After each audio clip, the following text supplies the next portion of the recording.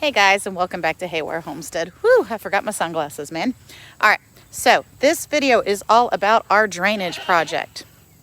If you're new here, my name is Jen, and we live on a small farm in Southeast Ohio, and we actually received a grant from the NRCS, which is through USDA, to get drainage done because we have had massive issues with flooding on our property.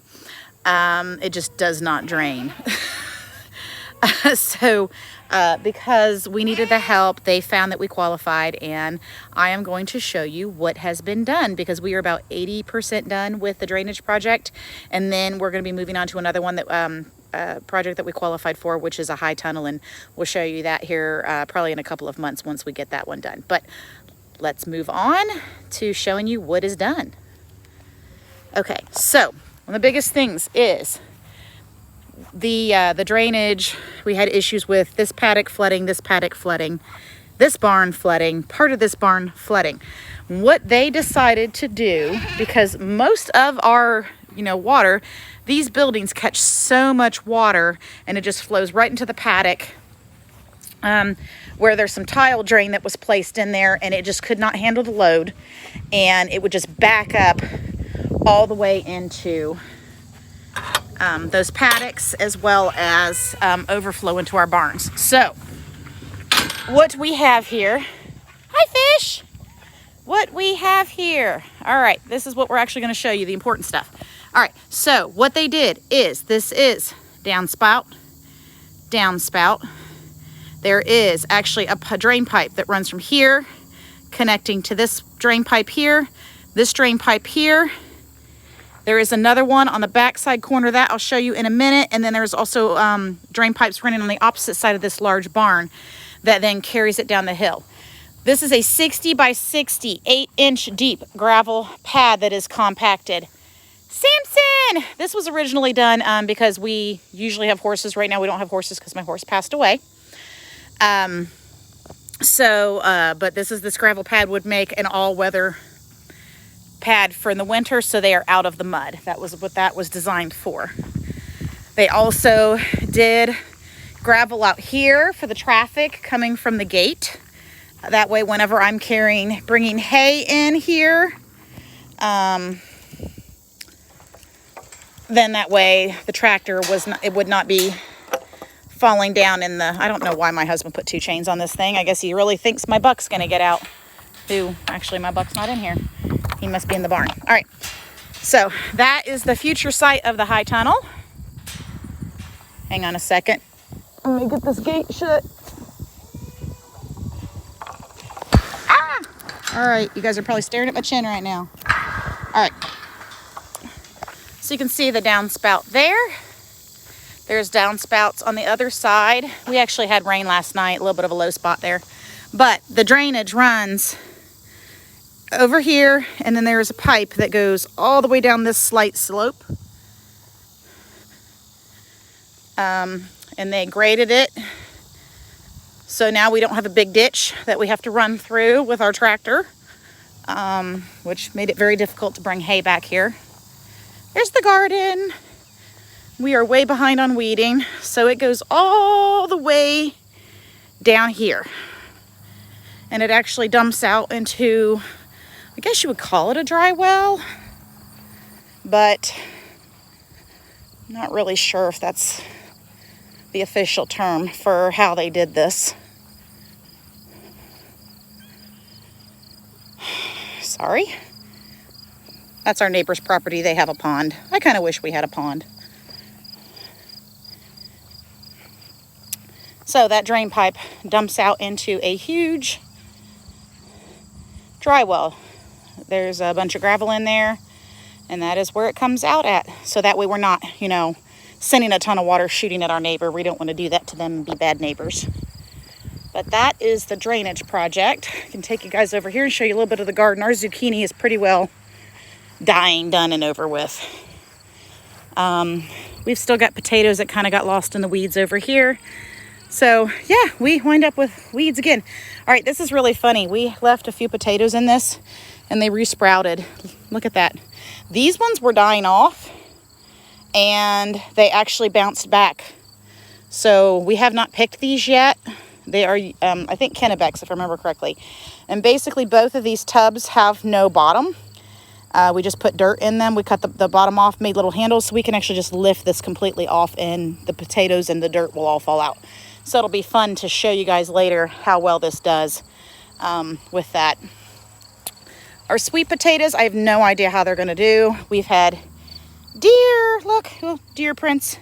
And they have been eating the tops of my sweet potatoes relentlessly. And there's a sweet potato there. There's a couple over this way, and it looks like they were eating them again. We tried a natural deer repellent. It did not work. We had a temporary fence on this last year. We took it down, and obviously we're gonna have to put a fence up.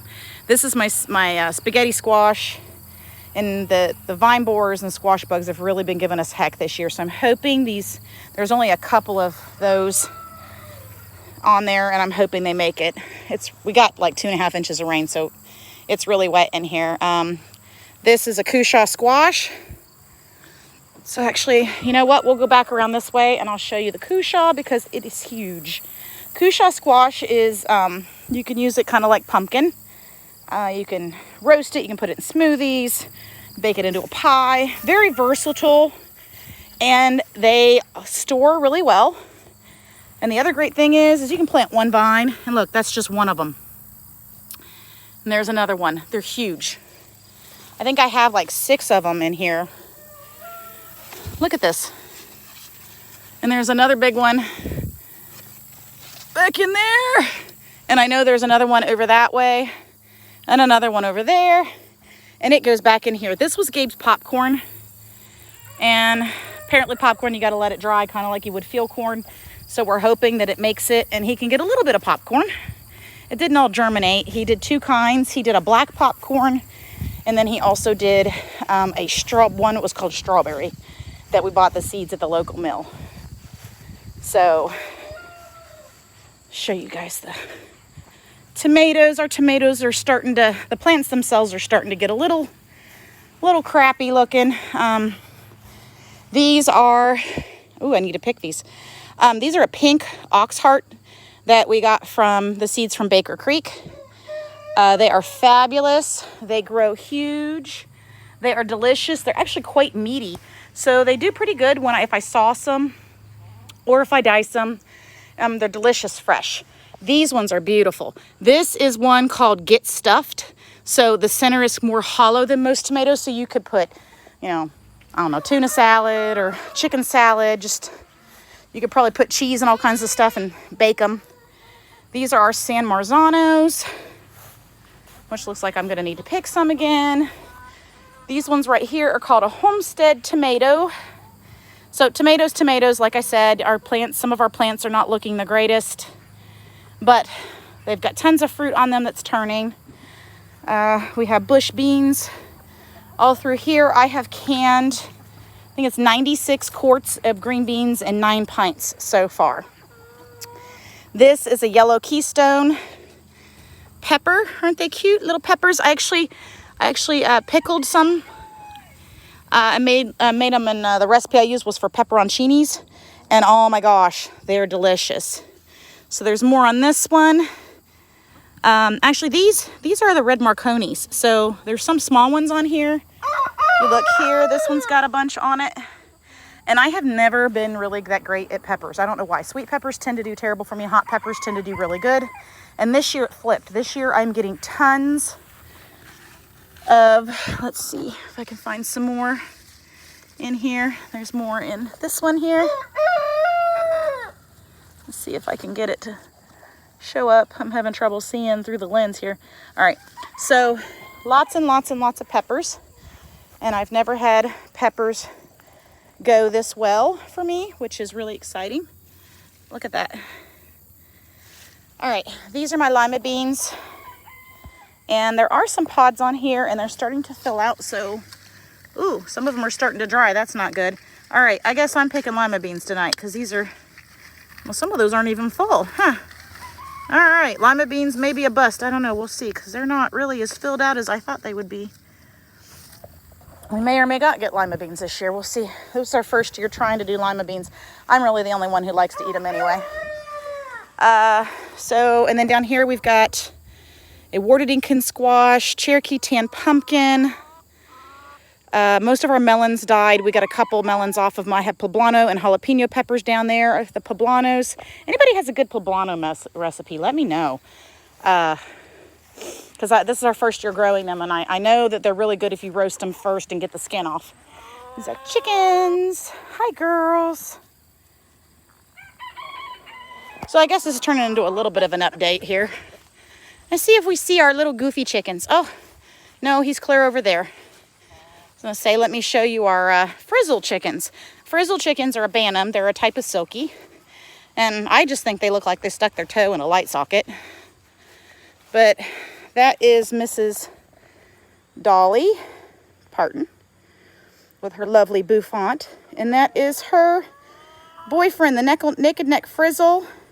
And his name is Kramer, like from Seinfeld. Because he has a fabulous hairdo. Oh, Johnny's trying to yell at him. So, aren't they adorable? My husband thinks he's hideous, but I think he's fabulous. So, we sell eggs. Lots and lots of girls, so we can sell our eggs. And all the goats are hopefully bred. We'll confirm that later on this week for our goats. Okay, so this was... my nose is itching. All right, so this was basically just supposed to be updating you guys on the drainage. Our gutter guy is booked up until October. We're kind of hoping that he winds up finding an opening in the schedule to be able to get the gutters in, and then no more mud, no more mud, no more mud. I will be so ecstatic. So I'm gonna go ahead and sign off because I've got to get inside and get supper done, and then I have more green beans to can. We'll see you guys later.